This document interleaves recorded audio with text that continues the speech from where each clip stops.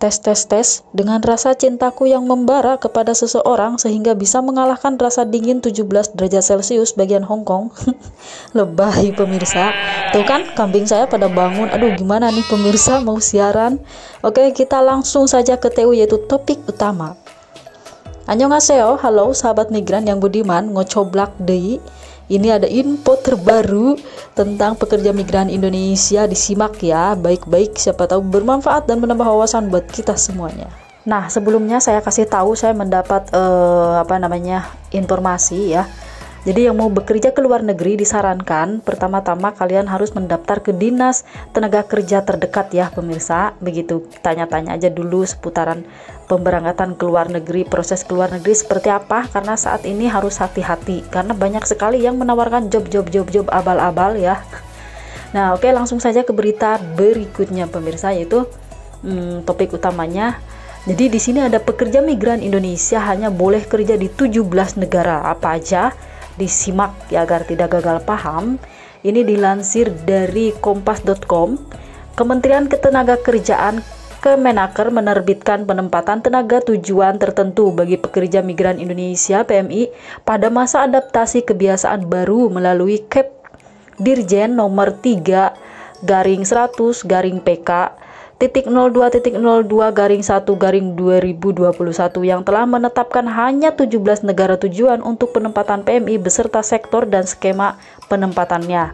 Nah, tak hanya itu, Kemenaker juga menerbitkan Surat Edaran Menteri Ketenagakerjaan nomor M-1-PK.02.03/1/2021 tentang proses penempatan pekerja migran Indonesia ke Jepang dan Taiwan tertanggal 7 Januari 2021.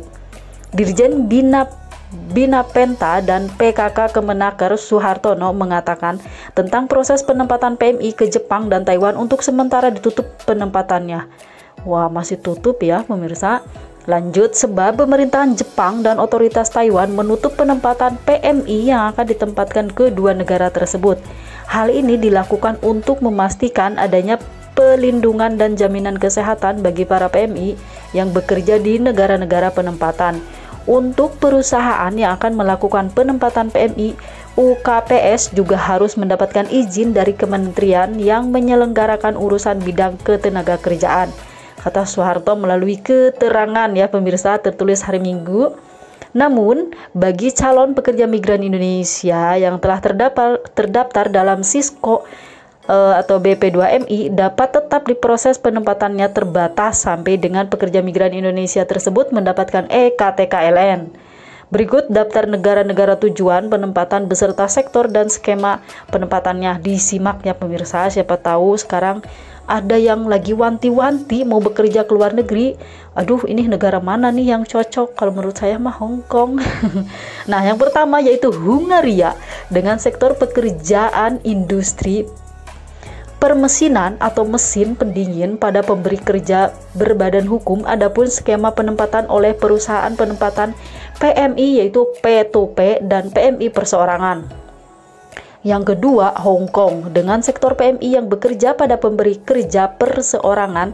Adapun skema penempatan oleh perusahaan penempatan yaitu PMI P2P ya pemirsa. Yang ketiga itu Irak dengan semua sektor pada pemberi kerja berbadan hukum kecuali sektor rumah tangga, sementara skema penempatan oleh perusahaan penempatan PMI P2P dan PMI perseorangan. Keempat, Kerajaan Arab Saudi dengan semua sektor pada pemberi kerja berbadan hukum, sementara skema penempatan oleh badan pelindungan PMI G2G dan G2P, penempatan oleh perusahaan penempatan PMI P2P dan PMI perseorangan. Aduh, capek sekali. Nah pemirsa, bukankah ke Timur Tengah, ke Arab Saudi itu masih tutup? Kok di sini masih dibuka? Gimana sih? Korea Selatan dengan semua sektor pada pemberi kerja berbadan hukum, adapun penempatan oleh Badan Pelindungan PMI Pekerja G2G, penempatan oleh perusahaan penempatan PMI P2P dan PMI perseorangan. Yang keenam, Maladewa dengan sektor industri perhotelan, restoran, kafe dan atau SPH pada pemberi kerja berbadan hukum. Adapun skema penempatan oleh perusahaan penempatan PMI yaitu P2P dan PMI perseorangan. Yang ketujuh, Nigeria dengan semua sektor pada pemberi kerja berbadan hukum. Adapun skema penempatan oleh perusahaan penempatan PMI yaitu P2P.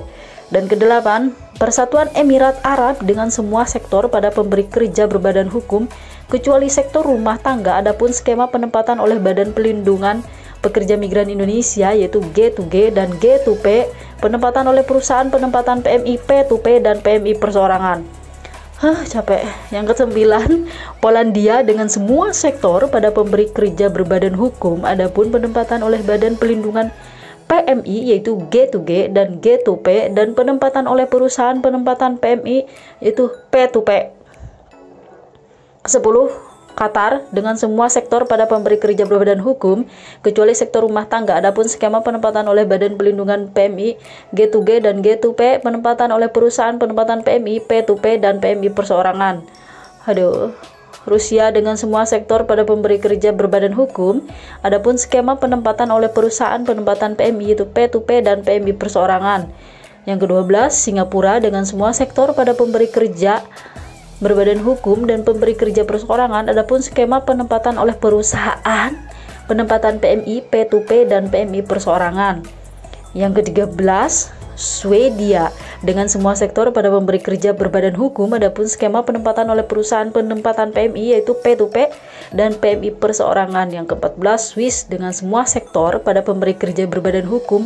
Adapun skema penempatan oleh perusahaan penempatan PMI yaitu P2P dan PMI perseorangan. Ke-15 itu Turki, sektor industri, perhotelan, restoran, kafe dan atau spa, hospitali pada pemberi kerja berbadan hukum. Adapun skema penempatan oleh perusahaan penempatan PMI, P2P dan PMI perseorangan.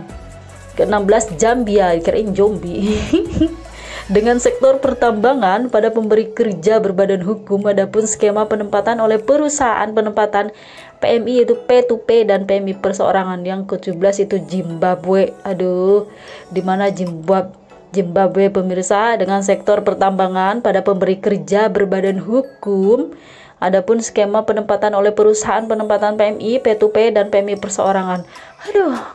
Ngos saya baca beritanya pemirsa, kayak dikejar-kejar itu guguk ya. Ampun. Dia matu kambing dari tadi tuh berisik melulu. Saya lagi baca berita. Nah, itu dia pemirsa, ke-17 negara yang sekarang menerima kita, open pada kita ya. Negara Indonesia bisa menyalurkan ke 17 negara tersebut. Silahkan dipilih mau yang mana begitu. Kalau saya mendingan Hong Kong ya pemirsa, Hong Kong. Karena apa? Kalau menurut saya sih saya nyaman aja di Hong Kong begitu, udah aja gitu. Sebetulnya banyak sih alasan saya pemirsa ya. Satu, nyamannya itu kenapa? Nyamannya itu kita di sini mau konsultasi, kita ada masalah begitu di sini di Hong Kong. Kalau kita ada masalah dengan majikan, dengan agensi, kita bisa konsultasi dengan sangat mudah sekali ke konsulat pemirsa. Waduh, enak banget. Tinggal telepon, tinggal SMS, tinggal inbox. Pak, saya ada masalah gini.